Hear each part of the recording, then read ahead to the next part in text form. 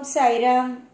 என் அன்பு செல்லமே, என்னுடைய அழகான தங்கமே, வாழ்வில் அதிக முயற்சிகளை எடுத்து எடுத்து தோல்விகளை அடைந்து விட்டாய். நீ எப்பொழுதும் என்னிடம் சொல்லும் ஒரே ஒரு விஷயம், என்னை ஏன் இவ்வளவு தூரம் கஷ்டப்படுத்துகிறீர்கள்?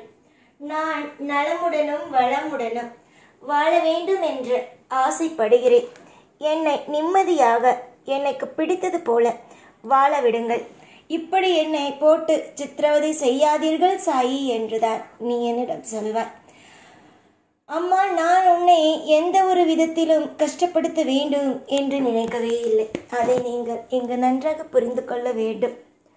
உங்கள் கர்மவினை உங்களை வாட்டி வதைக்குமே தவிர எந்த தெய்வமும் உங்களை வாட்டி வதைக்காது.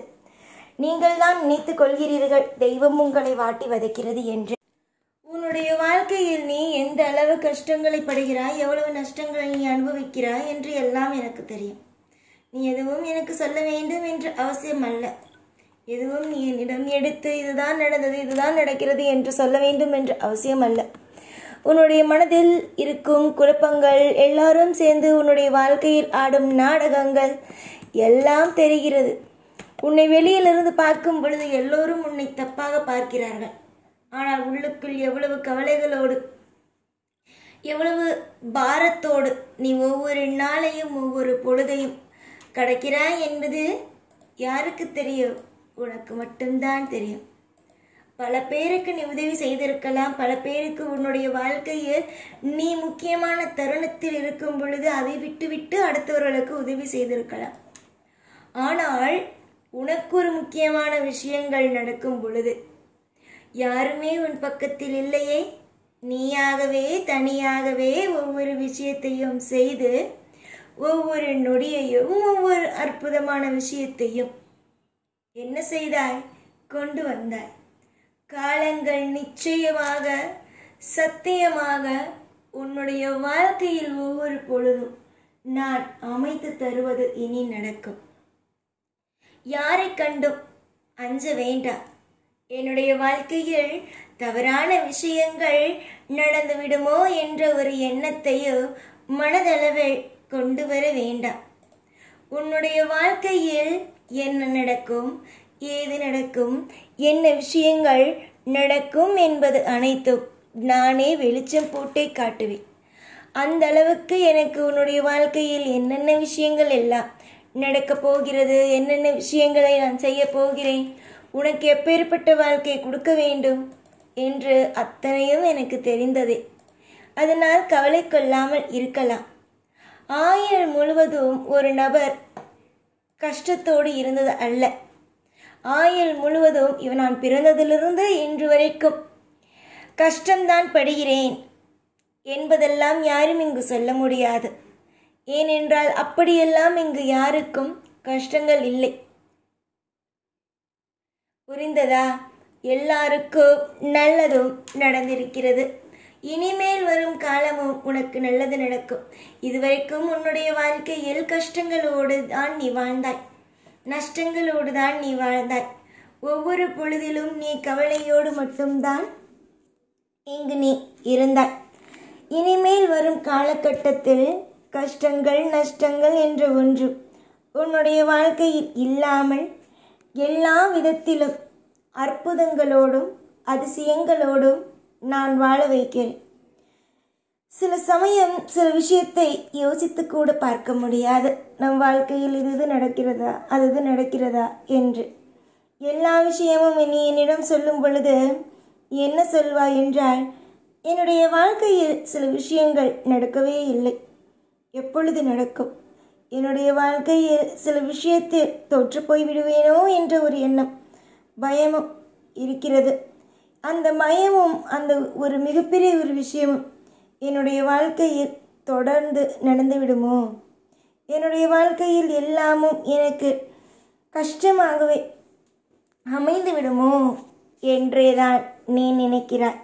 தங்கமே, எந்த விஷயத்திற்காகவும் எப்பொழுதும் எதையும் நினைத்து கவலைப்படாதே.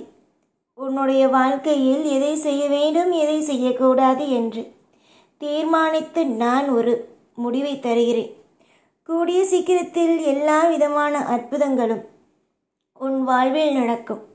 இன்று நீ எதையெல்லாம் நினைத்து பயப்படுகிறாயோ, எந்த ஒரு விஷயமெல்லாம் உன்னுடைய வாழ்க்கையில் உனக்கு துரோகத்தை செய்ய, உன்னுடைய வாழ்க்கையில் எல்லா விதத்திலும் துன்பமாகவே இருக்கும் என்று நீ நினைக்கிறாயோ, அது எல்லாமே உன்னுடைய வாழ்க்கையில் செழிப்பாகவே இருக்கும். இன்று கடினமான காலகட்டங்கள் நாளை அற்புதமான காலகட்டங்களாக மாறும். எதை பார்த்தாலும் பயந்து கொண்டு, எதை பார்த்தாலும் மனதில் விரக்தியாக வைத்து கொண்டு இருக்காதீர்கள். எதுவாக இருந்தாலும் அமைதியாக மனதுக்குள் வைத்து கொள்ளுங்கள். உங்களுக்கு எது தேவைப்பட்டாலும் அது எந்த தட்டுப்பாடும் இல்லாமல் உங்களுடைய தெய்வமாகிய இந்த சாய் உங்கள் கையில் கொண்டு வந்தே தருவேன். என்னிடம் என்னுடைய பிள்ளைகள் ஒரு விஷயத்தை கேட்கிறார்கள். அதை எப்படி என்னுடைய பிள்ளைகளிடம் ஒப்படைக்கலாம் என்பது மட்டும்தான் என்னுடைய மிகப்பெரிய எண்ணமாகவே இருக்கும். அதே போலதான் இப்பொழுதுமே உன்னுடைய வாழ்க்கையில் நீ என்ன கேட்கிறாய், ஏது கேட்கிறாய் என்று எல்லாம் எனக்கு தெரியும் தானே. அதன்படியே உன்னுடைய வாழ்க்கையில் எல்லா விஷயத்தையும் செய்வேன். அதில் எந்த ஒரு இது இப்பொழுது செய்யலாம், அதை எப்பொழுது செய்யலாம் என்று நீ போட்டு குழப்பிக்கொண்டே இருப்பாய் அல்லவா? அது போன்றெல்லாம் அல்லாமல் தீர்க்கமான ஒரு முடிவை நான் எடுத்து உன்னை வாழ வைப்பேன்.